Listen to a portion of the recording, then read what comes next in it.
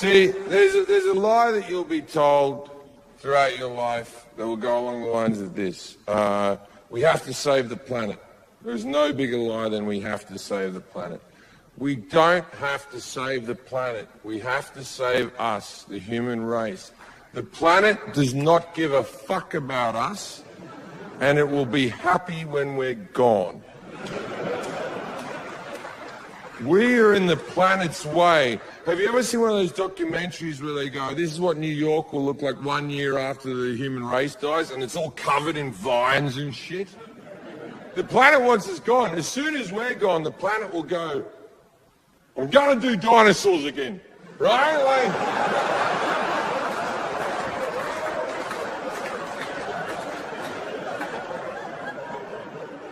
So we have to save ourselves in spite of the planet trying to kick us the fuck off. Right? Now imagine that the world is a train track and society is a train. And as society has always had to do, the train has to move forward. Because if it stops moving forward, we'll run out of resources around the train because it'll be stationary. And the gears will lock up and the vines will take over. So it has to keep going forward. Now, in this train, we have the people in the engine room, the people who are running the show. And those people in our society who run the show, scientists. These are the people who are inventing medicines for you to live longer and surgeries for you to live longer and finding alternative fuel sources and engineers that are making machines that run more efficiently, right? Now, all these people are scientists. Now, whether you like it or not, scientists are primarily atheists. And they're all in the front carriage dragging us along. Now, in the second carriage, we have a bunch of cunts that I don't think get fucking enough flack. Agnostics. These fucking wishy-washy fucks.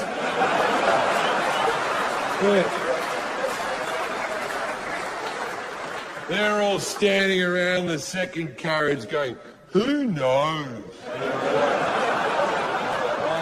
Maybe there is a God, maybe there isn't a God, maybe your God and your God are the same God. Like, I know there was a Big Bang, but who made the Big Bang? I wouldn't consider myself, religious, but I am spiritual. And then there's this last carriage, and the last carriage is 50 times bigger than the other two carriages combined. And it's carrying the rest of the population of the human race. And it's just filled with cunts wearing hats for reasons they don't know.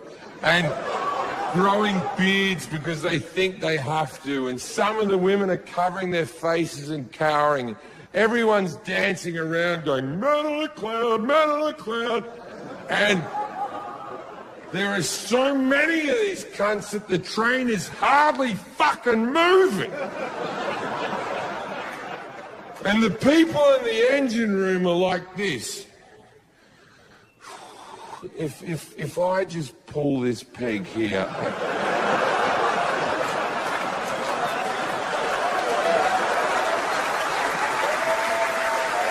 Do you know how fast we'd be moving? Oh, well. I'm not going to change people's opinions, I guess.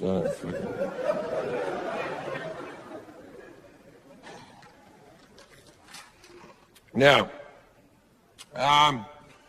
with the hate mail that I get from the guns, they always sort of start the same way. It always makes me laugh. Every letter starts with, hey, buddy, you shouldn't even say anything. You're not from here.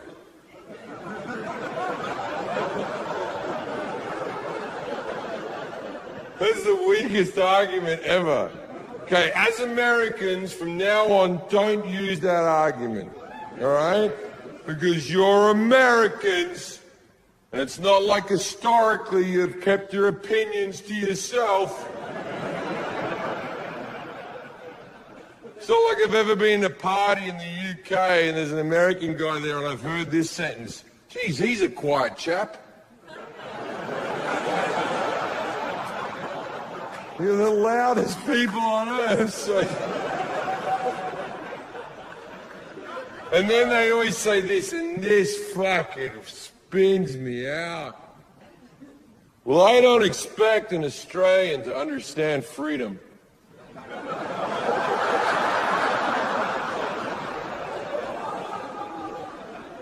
What are you talking about?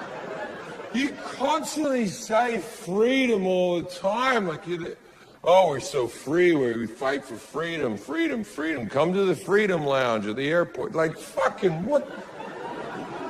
You know when you're singing the national anthem at the baseball and the person holds the note free for a little bit longer than they should until all you Americans fucking come in your pants?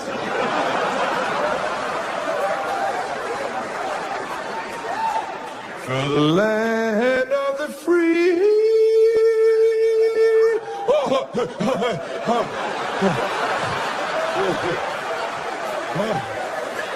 We're so free.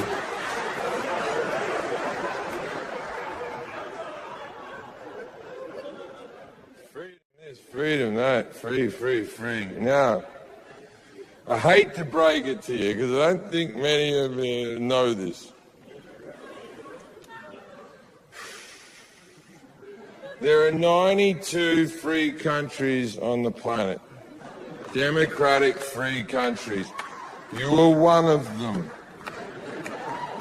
Every single English-speaking country on earth is free, and most of the countries are also free.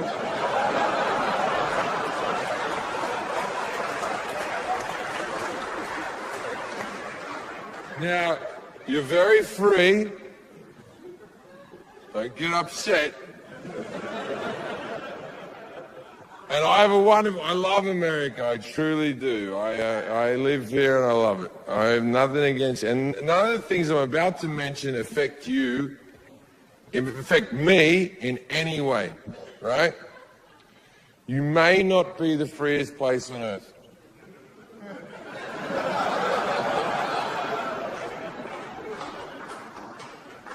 Just a quick example, out of the 92 free countries on the planet, you have the highest rate of incarceration. 1% of your adult population is in prison. That's double that of the country that comes in second, which is South Africa. If you've ever been to South Africa's fucked. So you're double that of South Africa. So statistically, in the land of the free, you have the least amount of free people.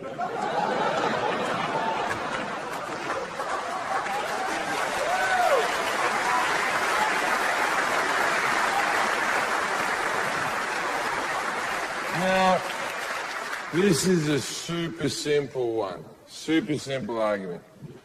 In Holland, you can smoke weed whilst fucking a hooker in front of a cop. How dare Holland not be called the land of the free? Do you honestly think you're competing with Holland? In Canada, just last year, they legalized assisted suicide for the sick, which I believe is the biggest freedom of them all. It's your life. No government, no religious group should ever tell you when you get to check out. If you're a pro-life person, good. Do it with your life, not mine. Okay? Now, and also, I don't think they've thought about it. I don't think there's even the most evangelical Christian who's a burn victim, just like hanging on to life support in a hospital, just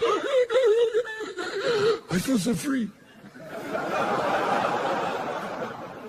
And I'm so glad they're doing it in Canada, because if I ever had an assisted suicide, I wanted to be a Canadian doctor. I want some guy rocking up to my house like, okay, already then. So I hear that someone's given up on life, eh? All right, let me just set up my little death machine here, and I'm gonna put this in your vein, and you're gonna be so sleepy so soon, I tell you what there.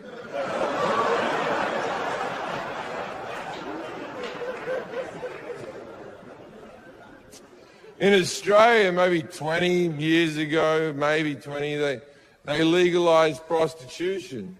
They thought it would be the downfall of our society, but it really wasn't. It was a great thing. Like in Sydney, where I grew up, the streets always had hookers walking around everywhere. There was needles, and it was a very seedy city in some parts, you know. And then what they did was they legalized prostitution. They moved all the hookers into brothels. And because they moved into brothels, all the girls had to be tested for STDs. And then the guys, they could see the tests as they go in. So it was safer for the men, but it was also safer for the women. Because what they did was they put security in these brothels. So if you showed up like a drunk idiot, they wouldn't let you in. Or if you got a bit aggro, they'd kick you the fuck out. So the girls were safer, the men were safer. Human trafficking was all but eliminated. And tax revenue went up. And the divorce rate dropped by 8%.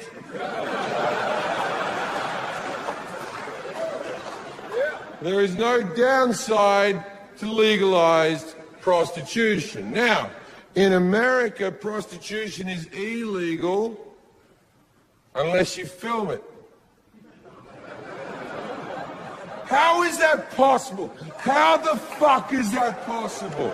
How do you have the biggest porn industry in the world and you still have illegal prostitution? Because it is legal to pay a woman for sex, but your friend Dave has to be in the corner with a camera.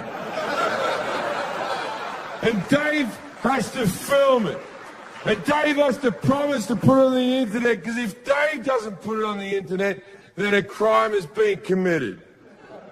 And that girl can be 18 years old. And then she can be surrounded by 10 men that she barely knows.